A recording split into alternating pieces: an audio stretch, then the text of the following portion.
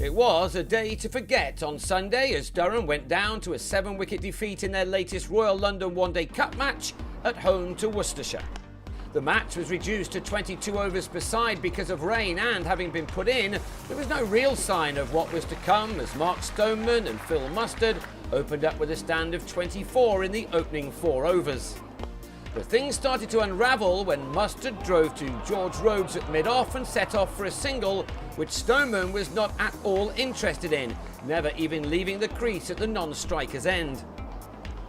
A good diving catch behind the stumps by Ben Cox then did for Graeme Clarke, Jack Shantry finding some movement off the surface.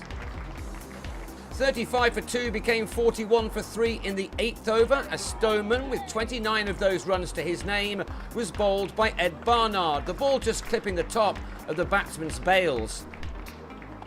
Durham found themselves in real trouble in tough batting conditions as Keaton Jennings then drove Barnard loosely to Rhodes to go for a duck.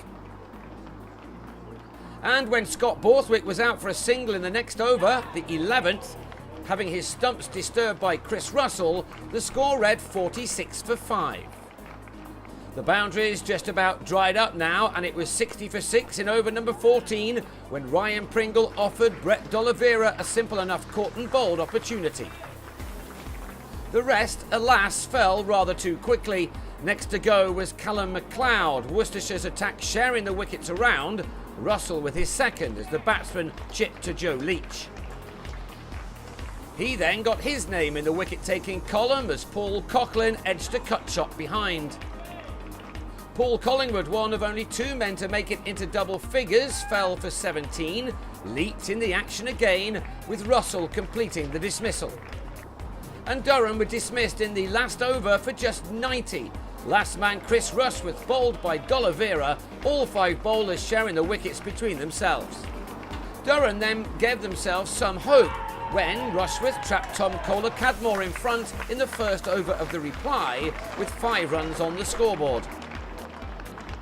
Rushworth also then bowled both Leach and Joe Clarke as the visitors struggled to 31 for 3 in the first 7 overs to make this match a little more interesting than it might have been.